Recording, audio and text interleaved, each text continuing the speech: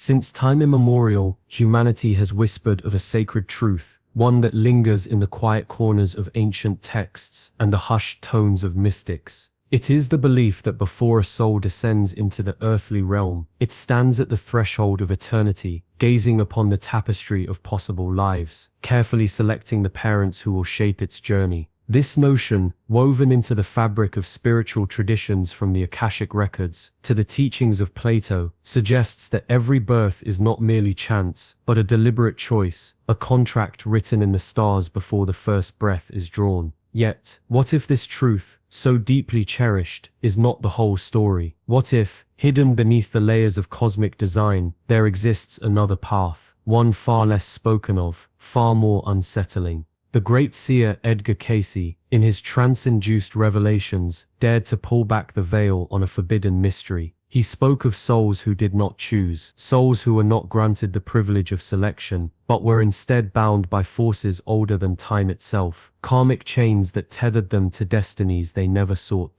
The idea is as haunting as it is profound. For if the soul's journey is indeed a sacred dance of free will and divine purpose, then what of those who are compelled to walk a path, not of their own making? The ancient texts of the East speak of karma, the unyielding law of cause and effect, but Cayce's visions carried a darker nuance. He described souls caught in the currents of unresolved debts, forced into families not as a lesson, but as a reckoning. These were not the chosen ones, but the bound ones, their fates written in the ledger of cosmic justice, long before their first cry echoed in the mortal world. And so the question lingers, heavy with implication. If the soul's choice is not always a choice, then what does that reveal about the nature of existence itself? Is free will an illusion for some, while others navigate the currents of destiny with eyes wide open? The answers, buried in the annals of Cayce's readings and the forgotten scrolls of esoteric wisdom, demand more than passive consideration. They ask for courage to confront the possibility that some lives are not lived by design, but by decree. Let this be the beginning of a journey, not just into the mysteries of the soul, but into the shadows of creation's most guarded secrets.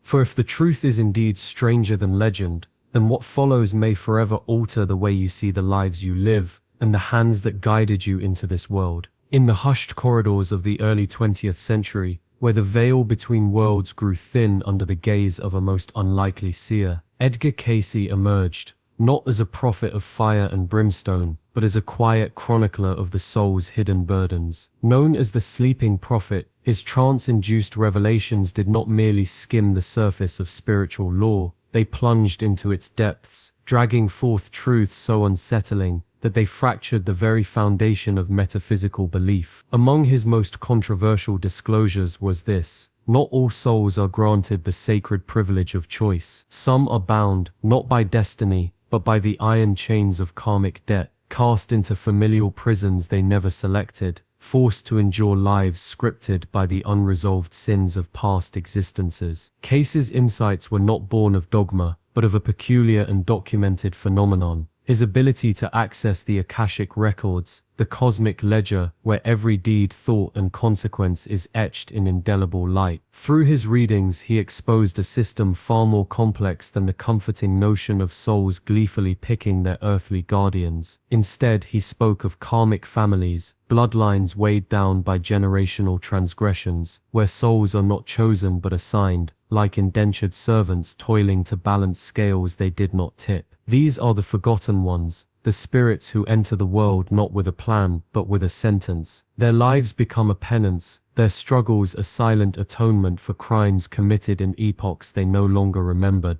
Consider the gravity of such an existence: a soul, stripped of agency, thrust into a household where love is transactional, where bonds are forged not by affection but by the cold arithmetic of cosmic justice. Cayce's readings describe these individuals as the bound ones, their paths laced with trials, designed not for growth but for restitution. They are the children born to abusive parents, not because their spirits sought the lesson, but because the parents' ancestors demanded it. They are the heirs to curses they did not cast, the silent bearers of legacies they never wanted. And yet, here lies the paradox: within their suffering, Cayce insisted, there flickers the faintest ember of redemption.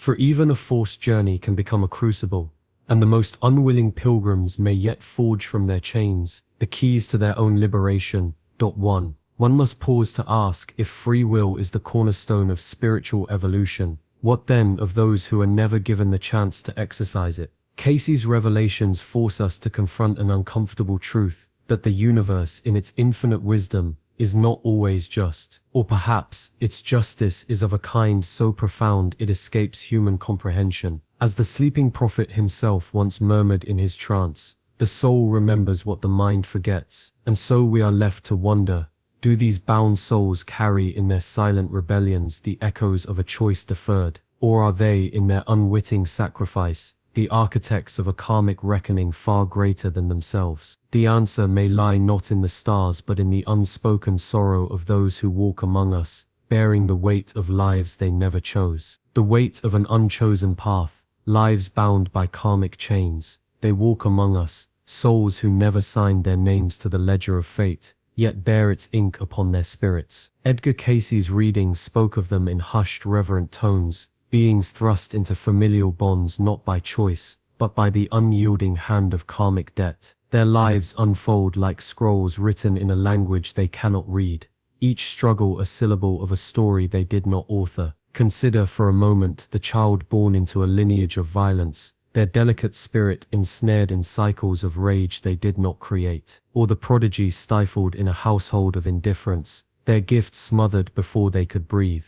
These are not mere tragedies of circumstance, they are the echoes of unresolved cosmic ledgers, where the soul's journey is less a path of self-determination, and more a penance paid in installments of sorrow. History, 2, whispers their names. The poet Sylvia Plath, whose brilliant mind was caged in the shadows of a father's death, and a mother's unyielding expectations, was her suffering the residue of a soul dragged into a family it never sought. Or the tormented genius of Vincent van Gogh, whose letters betray a man at war with forces he could not name, as if his very blood carried the weight of ancestors' unfinished business. Cayce's readings suggest such souls often exhibit a haunting duality, a fierce, almost desperate drive to break free, paired with an inexplicable loyalty to the very chains that bind them.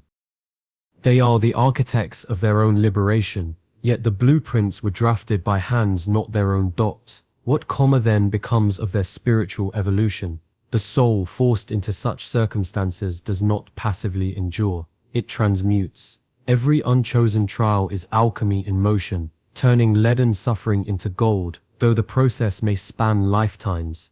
The child of an abusive home may grow to shatter cycles of harm, not despite their origins, but because of the karmic fire that forged them. The ignored visionary may in solitude hear the voice of the divine more clearly than those cradled in comfort ever could.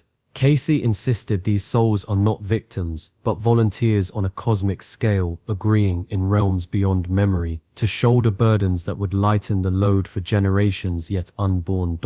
Yet one must ask, how does such a soul reconcile the ache of a life that feels borrowed? The answer lies in the quiet moments when the noise of fate's machinery stills. In the artist's stroke, the healer's touch, the rebel's cry, there the unchosen path reveals its purpose, not as a punishment but as a crucible. And perhaps in the stillness between breaths, they remember the chain was never theirs to break, only to outgrow. Let this truth settle upon you like dust on an ancient tome. What if your hardest battles were never yours to choose but yours to transcend? And what might you too be here to unshackle? And yet, beneath the veil of free will and cosmic design, there exists another layer, a hidden framework where the soul does not wander freely, but is bound by agreements forged long before the first breath is drawn. They call them spiritual contracts, though the term itself is deceptively gentle. For these are not mere promises whispered between souls in the halls of pre-birth planning, but ironclad covenants, etched into the Akashic records by the hand of karmic necessity itself. Edgar Cayce, in his trance-induced revelations, spoke of souls who were not granted the luxury of choice, souls tethered to bloodlines not by desire, but by debt. A debt older than memory, heavier than fate. Consider the child born into a lineage of unhealed wounds, a family where violence echoes through generations like a curse, or where silence hangs thicker than grief. Was it ever truly their choice, or were they summoned as a ledger is summoned to balance accounts? The records suggest the latter.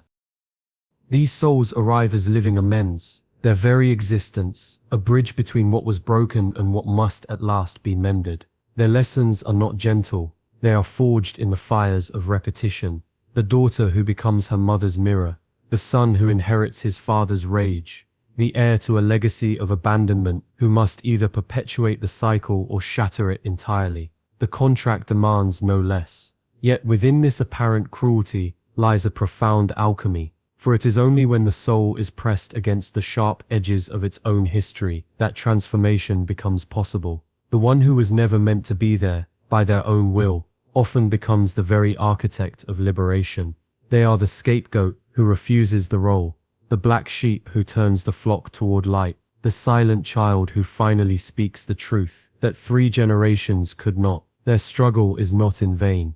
It is the fulcrum upon which karmic scales finally tip toward balance. And so one must ask, if the family you were born into was never your choice, what was it? A prison, or a classroom so rigorous that only the bravest souls dare enroll? The records do not lie. Every tear, every conflict, every moment of despair is a syllable in a language older than words, a language of the soul. And if you listen closely, you will hear it whispering through your own bloodline, asking not for your resignation, but your awakening. Perhaps the real question is not whether you chose your family, but what you will choose to do with the legacy they pressed into your hands. Will you be the one who breaks the chain, or will you too sign the contract anew, unaware that the ink is your own lifeblood? The choice, when it comes, is never about where you began. It is about where you dare to end the story. Yet beneath the veil of individual choice lies a deeper, more enigmatic truth, one that Edgar Cayce himself hesitated to reveal in full. For there exist souls who never stood before the Akashic Council to select their lineage. Instead, they were bound by an ancient, unyielding force, the law of collective karma. This is not the karma of a single lifetime, but the accumulated weight of ancestral deeds, unhealed wounds, and unresolved vows that stretch across generations like invisible chains. When a bloodline carries a debt too great for one soul to repay, the spiritual hierarchy intervenes, not with mercy, but with cosmic precision. Certain spirits are assigned, not chosen, to incarnate into these families as vessels of balance. Their purpose?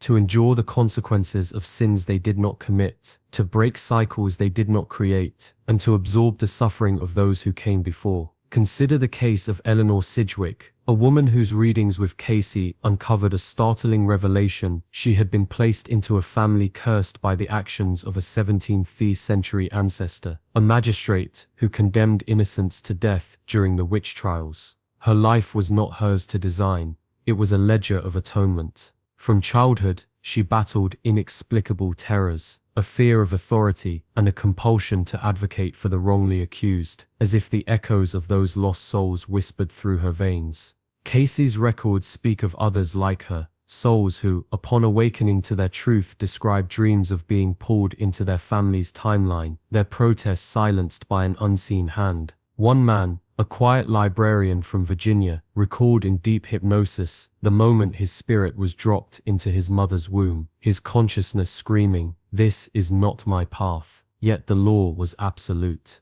The debt had to be paid. What makes these cases even more haunting is the revelation that such souls often carry the memories of their ancestors' transgressions, not as faint impressions, but as vivid, tormenting flashes. A woman in Kentucky would wake in cold sweats, reliving the moment her great-grandfather abandoned his family during the Great Depression, though she had no knowledge of this history in waking life. Cayce explained that these were not past life memories, but karmic imprints, the spiritual DNA of collective guilt, passed down until a soul strong enough to bear it could be found. The question then arises, if free will is the cornerstone of spiritual evolution, what does it mean for those who are, in essence, conscripted into service? Here, the mystery deepens. For these souls are not mere victims, they are catalysts. Their suffering is alchemical, transmuting generational darkness into wisdom. Yet the cost is profound. Many spend lifetimes feeling like exiles in their own families, sensing a divine purpose they cannot name, while the weight of inherited karma presses upon them like an unseen crown of thorns. Let this truth settle upon you now, as a stone cast into still waters. If the soul's journey is not always one of choice, but sometimes of sacred obligation, what unseen burdens might you be carrying? And if the family you were born into was never truly yours to select, what does that reveal about the nature of destiny itself? Pause here, let the question linger, for in the silence between certainty and doubt, the spirit begins to remember. There exists within the silent chambers of the soul, a quiet rebellion, a whisper of destiny unfulfilled, a path never walked. For those bound by the unseen chains of karmic law, the struggle is not merely one of circumstance, but of identity itself. They move through life as though wearing another's skin, their steps guided by forces they cannot name, their hearts tugged toward horizons they were never meant to reach. The conflict is ancient, written into the very fabric of their being, a soul designed for one journey, yet cast into another by the weight of collective fate. They feel it in the stillness of the night, that faint but insistent pull towards something greater, a calling that lingers just beyond the edges of consciousness. Perhaps it surfaces in dreams of distant lands, or in an inexplicable longing for wisdom they've never been taught. They may find themselves drawn to philosophies or practices that seem foreign to their upbringing, as though their spirit remembers a truth their mind has forgotten. Yet the world around them demands conformity, and the family into which they were placed, unchosen, shapes their days with expectations that feel like shackles. The dissonance is profound, a soul meant to soar, tethered to earth by the debts of others. History speaks of such spirits in hushed tones. The mystics of old wrote of those who carried the burdens of their lineage, their lives a silent atonement for sins not their own. Edgar Cayce's readings reveal them as the unwitting participants in a grand reckoning, their struggles a necessary balance in the cosmic ledger. They are the poets born to merchants, the healers raised by warriors, the seekers bound to dogma, their very existence a paradox of divine design. And so the question lingers, pressing upon the heart of every seeker. If the path was never yours to choose, how then do you walk it with purpose? The answer lies not in resistance, but in revelation. For even within constraint, the soul finds its voice. The longing itself is the compass, the unrest the sacred fire that burns away illusion. Perhaps the greatest act of defiance is to listen, to turn inward, beyond the noise of inherited fate, and hear the echo of what was always meant to be. Let this truth settle upon you like the weight of an ancient prophecy. The soul, though bound, is never broken. And in the quiet spaces between duty and desire, destiny waits, not as a path denied, but as a light yet unseen. Dare to ask, what if the life you resist is the very crucible meant to forge your awakening? The bonds that bind and the lessons they bear, and so the soul arrives unbidden, yet bound. It does not come by choice, but by the silent decree of karmic law, woven into a family it never would have selected. Here in the crucible of unintended kinship, a paradox unfolds. The very relationships that feel like chains may in truth be the forge of its greatest spiritual evolution. For Edgar Cayce's revelations do not end with the harshness of fate. They extend into the sacred alchemy of what happens after, when the soul, trapped in a destiny not its own, must navigate the labyrinth of love, resentment, and the slow, painful unraveling of divine purpose. Consider the child born into a lineage of unhealed wounds, where the air itself seems thick with the weight of ancestral sorrow. The parents, too, are players in this drama, their own souls perhaps equally constrained by forces they do not understand. The bond between them is not one of mutual selection, but of karmic assignment, a cosmic correction, a balancing of scales from lifetimes long forgotten. Here love does not arrive easily. It must be earned, not through the natural affinity of chosen souls, but through the grueling work of confrontation. The child may resist the parents' expectations, rebel against their values, or withdraw into silence, sensing on some deep wordless level that this is not where they were meant to be. Yet in that resistance lies the seed of transformation. For it is in the friction of unwilling connection that the soul is sanded down, its edges softened, its hidden fractures brought into the light. Resentment, too, has its place in this sacred equation. It is not merely an obstacle but a teacher, a mirror held up to the soul's own unresolved past. The anger toward a mother who smothers, the bitterness toward a father who abandons, these are not just personal grievances, they are echoes of older wounds, replayed so that, this time, the soul might finally see them. Cayce's readings suggest that these forced unions are not punishments, but opportunities, chances to dissolve karmic debts through the fire of lived experience. The parent who seems cruel may be the very catalyst the soul required to awaken its compassion. The family that feels like a prison may, in truth, be the classroom in which the soul learns the art of unconditional love, not because it is easy, but because it is necessary. And what of the moments when the walls between them crack open, when the child, in a flash of recognition, sees the fear behind the parent's rigidity, when the parent, in a rare instant of vulnerability, admits they too feel trapped? These are the sacred pauses, the breaths between the notes of a symphony composed by forces beyond their understanding. In these moments, the soul glimpses why it was placed here, not to suffer endlessly, but to transcend. The love that emerges from such trials is not the effortless affection of souls who chose one another, but something far more profound, a love that has been tested, tempered, and ultimately reforged in the fires of karmic reckoning. One must ask, then, what if the family you never wanted is the family you needed? Not for comfort, not for ease, but for the raw, unvarnished lessons that could only be learned in the school of hard bonds. The soul that rages against its fate may one day realize that its greatest growth came not from the lives it dreamed of, but from the lives it was forced to live. And in that realization lies the key to liberation, not an escape from the family, but a transcendence through it. Let this truth settle into the quiet spaces of your own story. Where have you felt the weight of unwelcome connection? Where has love been a struggle rather than a given? And what if, in those very struggles, your soul has been crafting its masterpiece, one brushstroke of pain, one layer of resilience at a time? The path is not to reject the bonds that bind, but to meet them with eyes wide open, knowing that even the hardest lessons are sacred when viewed through the lens of the eternal. And so the tapestry of destiny unfolds, not as a simple weave of chosen threads, but as a vast, intricate design, where some souls are bound by forces unseen, their paths predetermined by the silent hand of karmic law. Edgar Cayce's revelations do not merely challenge the notion of free will, they shatter it, only to rebuild it upon a foundation far more profound.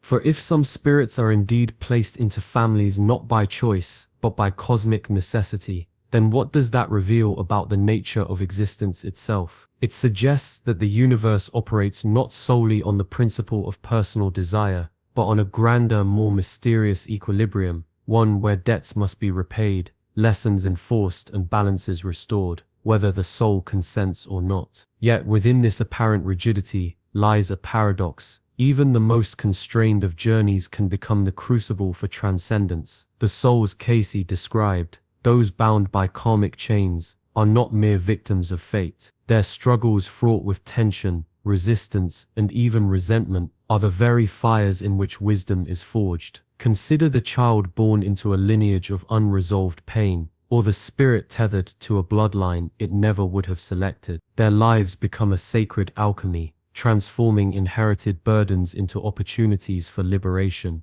The resentment they may feel is not a flaw, but a signal, a divine discomfort urging them to break cycles, to rewrite the story they were handed. And what of those who believe they have chosen everything? Cayce's insights compel us to ask how much of our own path is truly self-determined, and how much is the quiet fulfillment of an ancient contract. The answer may lie not in the illusion of absolute control, but in the humility of surrender to the understanding that some lessons are assigned, not selected. Yet, even here, there is power. For when a soul recognizes the karmic script it has been given, it gains the rare ability to improvise, to infuse its predetermined role with grace, defiance, or love. So now the question turns inward. As you reflect upon your own life, the family you were born into, the challenges you faced, the relationships that have shaped you, Ask yourself, were these connections chosen, or were they the universe's way of ensuring a debt was paid, a lesson learned? And if the latter, what does that reveal about the deeper purpose of your existence? Perhaps the greatest freedom is not in the absence of constraints, but in the mastery of navigating them. The soul's Cayce spoke of remind us that even within destiny's firm grasp, there is room to dance, to transform obligation into art, and fate into wisdom. Let this be the invitation to see your life not as a series of random events or even purely personal choices, but as a sacred collaboration between your will and the unseen forces that guide it. The mystery of karmic law is not meant to disempower, but to deepen, to reveal that you are both the student and the lesson, the debtor and the creditor, the bound and the liberator. And in that duality, perhaps, lies the most shocking truth of all.